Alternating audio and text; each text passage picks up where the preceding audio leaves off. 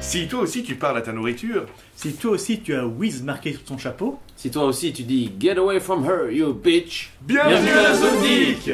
Un coup de cœur, on est de retour pour des coups de Oui, cœur et pas des coups de... Je ne Voilà. dirai pas quoi.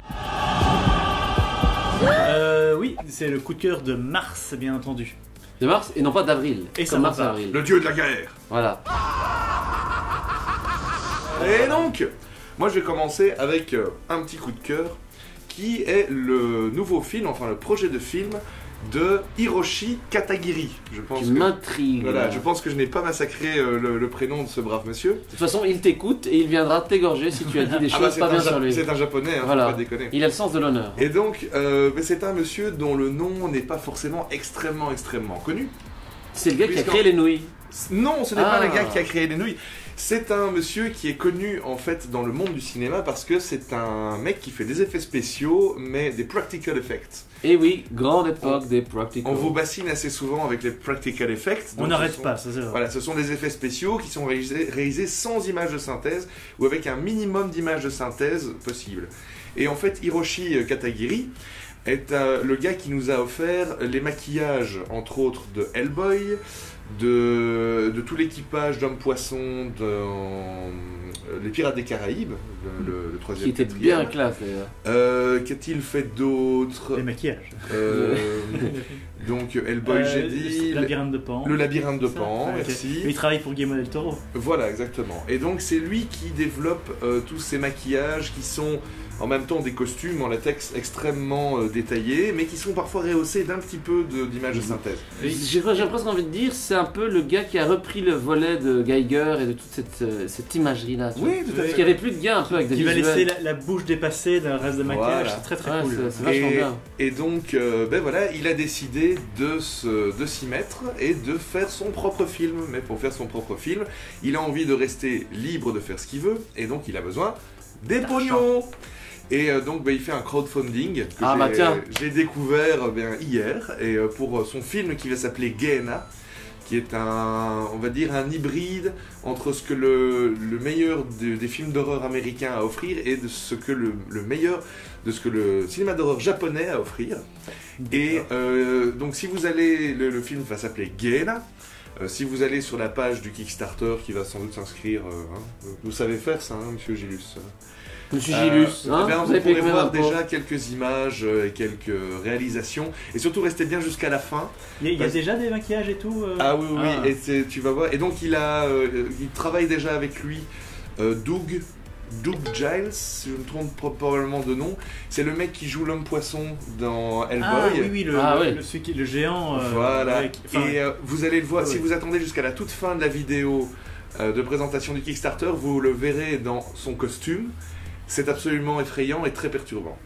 Je suis assez curieux de voir quand même si l'argent va arriver et si le film va se faire. Ah ben voilà, pour J'espère. l'instant, pour compléter son budget, il a besoin de 220 000 $. Ça va, mais on Yep, peut être ça on peut être un bon maquilleur et un bon type de practical et ne pas réaliser des bons films. Si vous voulez voir Évidemment. un petit peu de quoi il est capable, curieux.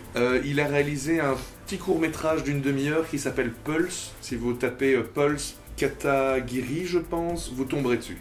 Sur Vimeo, enfin bon, bref. Ok. Voilà, I raise my case.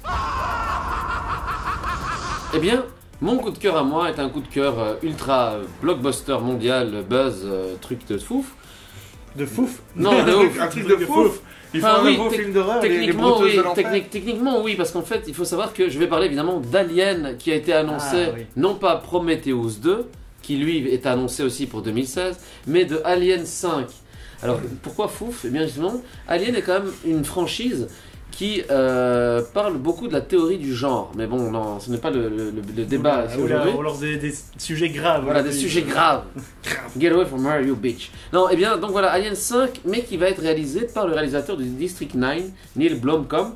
Ouais. Donc voilà, qui a été découvert par Peter Jackson parce qu'il faisait des trailers et des faux teasers sur internet. Après, il a fait des pubs pour Halo, le jeu vidéo, et etc., etc. Il a commencé à gagner des prix, et puis il a fait des films Elysium qui étaient quand même moins sympas. je pense. Elysium, Elysium, Ouais. vous voyez notre review. Mais, Ouais. et encore, on était très positif. Ouais. Moi, je l'ai pas détesté, mais c'est loin d'être. Enfin, l'histoire est Oui, un peu c'est- conne. comme Oui, c'est très basique. Mais visuellement, c'est Ouais. cool. Est-ce que les problèmes venaient vraiment de Blomkamp? Moi, je pense pas. Je sais pas. Bah, disons qu'il a un univers, un visuel. Alors là, on va aller le voir, le découvrir sûrement Chappie qui est sorti. Voilà. Ouais, à voir. C'est à voir parce que bon, avec du Apple Seed mélangé à du The Antwoord. Donc il faut savoir, pour ceux qui ne connaissent pas ce groupe de tarés, c'est un groupe sud-africain qui fait une musique, comment pourrait-on la qualifier, Norgel, de... It's the motherfucking Zav, man. Voilà, il parle en afrikaner. Donc voilà, je vous invite à aller voir les clips vous-même sur YouTube, vous tapez C'est The Antwoord. complètement délirant. J'adore, c'est vraiment un très très bon groupe et qui est très ami avec un autre groupe de dégénérés russes qui s'appelle les Little Big. Oui. Ils font les premières parties. Enfin bon, soit, ceci est un autre débat. Mais tout ça pour dire que, voilà, Neil Blomkamp, un nationaliste sud-africain, non je rigole, il a ramené un petit peu le fer de lance sud-africain, The Antwoord, et il les a mis dans ce film, et je suis quand même curieux de voir ça. Faut voir comment ils jouent, hein, parce que en chanson, en général, les gens les aiment bien, mais comment est-ce qu'ils jouent, C'est on vrai ne sait que- pas quoi. C'est vrai qu'Annie Cordy n'a jamais, enfin Chantal Goya non plus n'a jamais. Non, Si elle a joué dans des pièces de théâtre, dans les tirades d'opéra. ouais, c'est vrai. Alors, Un ici- peu de respect. Voilà, un peu. Alors ici, il faut savoir que Neil Blomkamp, pour le délire, a juste fait des artworks magnifiques dans l'univers d'Alien qui ont un peu buzzé, où on voit notamment Sigourney Weaver avec une espèce d'armure d'exosquelette alien. De bio-armure. Oui, comme ça. on voit une espèce de décor biologique qui ressemble un peu à Avatar, mais ce très mauvais film. Non, un décor biologique dans un vaisseau, des trucs organiques, enfin, ça a l'air intriguant. Et finalement, ce qui était une blague est devenu une réalité, à savoir qu'il va réaliser un Alien 5. Certaines rumeurs disent que ce sera un espèce d'univers parallèle, donc ce sera un Alien 3 bis. Parce que Michael Biehn serait encore vivant, sachant que dans le début d'Alien 3, comme vous l'avez vu, il s'écrase dans un vaisseau, il meurt. Oui. Donc voilà, y aura-t-il aussi Bishop, la version non détruite de Bishop, et y aura-t-il Newt, la petite fille? Ça, je ne sais pas. Mais C'est ça beaucoup de pourrait être questions. intéressant. Alors, soit on va complètement se casser la gueule avec ce film, soit ils vont recréer et redonner du dynamisme à la franchise. De toute façon, on est des geeks. Dès le départ, on sera pas content. C'est Je me vrai. demande si ça va être une mode de reprendre une série, de dire ok, mais on reprend À ce après, moment-là, parce après que le c'était pas 2. bien, là. oui. Et Parce qu'on- ça y est, ça se Ça fait déjà. vient. Les Godzilla font ça tout Ouais. le temps, tout le temps. Ouais, mais Terminator va nous tenter le coup, j'ai l'impression, là, avec Ouais, le je pense nouveau. aussi. Enfin, c'est un peu bizarre, on dirait un mélange entre le 1 et le 2. Mais bon, on va peut-être être surpris, mais peut-être que ça va donner justement un nouveau type de narration. Ça Les mondes parallèles. Voilà, peut pourquoi être pas. bien. Je suis Ça peut être une assez catastrophe. curieux. Je suis assez curieux. Parce que, en fait, le truc qui est un peu bizarre, c'est que dans les artworks, Michael Biehn est vieilli. Donc pourquoi est-ce qu'il est vieilli et il est blessé? C'est ça qui est un peu bizarre en fait. Est-ce que c'est encore une histoire de technologie de clone? Peut-être Est-ce qu'on que- nous a menti, peut-être qu'il n'était pas mort. C'est possible, mais... Ah, quoique, On ne voit pas le il corps. jette son cadavre dans. Ouais, mais peut-être que ce n'est pas son cadavre, peut-être que c'est le cadavre d'un autre gars et que Michael Biehn en fait est un alien déguisé dans un autre alien.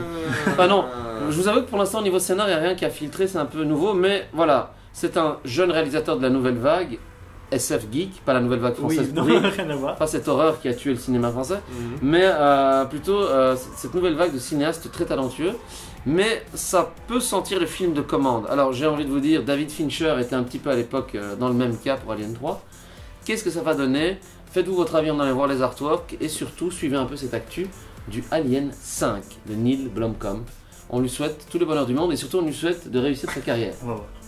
Parce que ça peut lui détruire complètement la suite. Ça de peut ses aussi aventures. le bousiller. C'est ce qu'on a fait ce qu'on appellerait un effet Night Shyamalan. Voilà, exactement. Voilà. Exactement.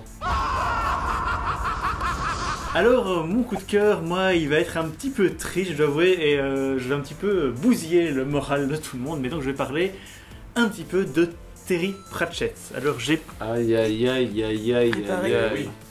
ceci, qui n'est pas très pratique. Bon, je vais plutôt prendre juste celui-là. Terry Pratchett, qui donc, je les ai comptés, j'ai lu 29 romans de Terry Pratchett, qui est décédé il y a quelques jours, et qui était un très grand auteur de fantasy humoristique. Au cas où vous ne connaîtriez pas, ça m'étonnerait, à mon avis vous devez quand même connaître les Annales du Disque Monde, donc, qui est tout un monde fantasy, fantastique, humoristique. Et plat, c'est un monde plat. C'est un monde plat, oui, parce que c'est Voilà. un monde, c'est un disque monde qui se trouve sur le dos de 4 éléphants qui sont sur le Sur dos deux. d'une tortue spatiale à la grande Hatwin. Et en fait c'est une espèce de parodie de Donjons et Dragons, une parodie de Tolkien bien sûr, des contes de fées. Il avait un style très particulier, Terry Pratchett, et franchement j'adore tout ce qu'il a fait. Et je voulais un petit peu revenir sur sa carrière. Et juste je vais lancer ça comme ça c'est dit. Donc il est mort à 66 ans de suite. Il avait une maladie d'Alzheimer assez spéciale, un cas assez spécial. Et il a demandé un suicide assisté. Donc il a défendu le droit à l'euthanasie en Angleterre. Et c'est quelque chose d'assez que moi je trouve important dans une société. Mais n'en pas rester sur sa mort, nous en parlait de tout ce qu'il a fait.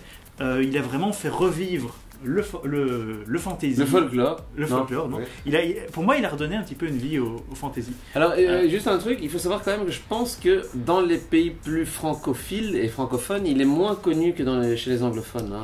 C'est une énorme ouais, star du niveau de effectivement. Tolkien en Angleterre, par exemple. Oui. Chez nous, il n'est pas à ce niveau-là. Il a été décoré, c'est Sir Terry Pratchett. Je veux dire, je pense que si vous allez dans la rue, vous demandez qui est Terry Pratchett à des gens, ils vont peut-être pas vous répondre. Ça c'est vrai. Ouais. Quand même, il est internationalement très connu.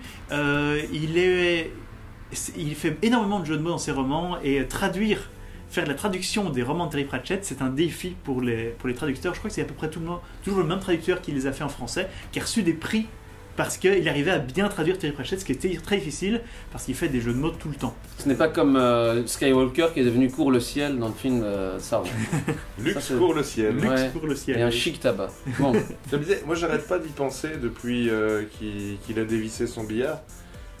C'est quand même l'un des seuls auteurs dont le personnage principal était la mort. qui revenait tout le Voilà. temps. Enfin, l'un des personnages principaux. Moi, mon personnage préféré, c'est Rincevent. Donc, parce qu'il y a toutes les parties.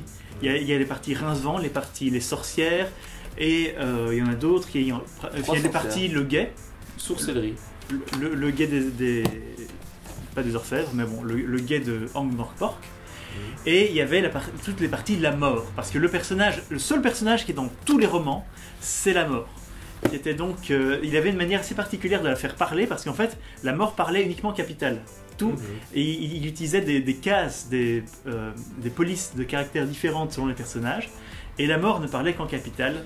D'ailleurs, tout le monde dit, voilà, la mort est enfin venue le chercher. Oui, ça évidemment. Mais comment il a fait pour écrire plus de 70 romans? Il a à ce point-là. Il aurait écrit, ouais, parce que plus ou moins ce chiffre-là. il a écrit une quarantaine de romans qui se passent dans le disque monde, Ouais. quelque chose comme ça. Et il a beaucoup écrit, alors il passait Ouais. son temps à ne faire que ça. à mon avis. Ouais, il écrivait énormément. Il a eu des moments un petit peu de confrontation avec J.K. Rowling où il se moquait un petit peu d'elle gentiment. Mais c'était un personnage, c'est certain. Il avait un beau chapeau d'ailleurs, je précise. Et une barbe. Et une barbe. Un homme bien, quoi. Non, vraiment, c'était quelqu'un de très intéressant. Faut aller voir un petit peu quelques-unes de ses citations. Et je voulais juste lui rendre un hommage sur sa carrière en général et cet univers de disque monde qu'il a créé, qui est quand même super intéressant, super drôle. Il a Ouais. des jeux de Tu rôle. sais, ce qui Vas-y. me chagrine, outre la disparition du bonhomme, c'est que maintenant, du Terry Pratchett, on va nous en refourguer, on va nous... Hein, Il va peut-être y avoir plus de et films. ils vont...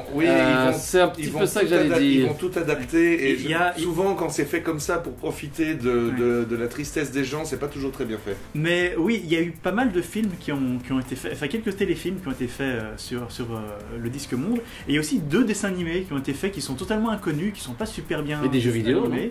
Il y a eu des jeux vidéo, ouais. Mais pas terrible. Non, qui étaient bien, des Ouais. jeux d'aventure qui étaient pas mal du tout. C'est pas du Monkey Island, mais quand même, c'était bien.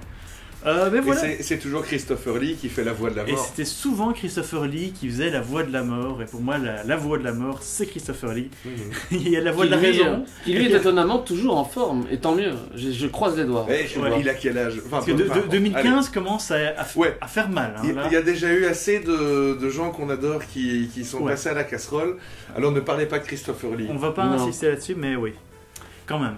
Ben voilà, je crois qu'on a fait un petit peu le tour de nos Mais coups de ouais. cœur.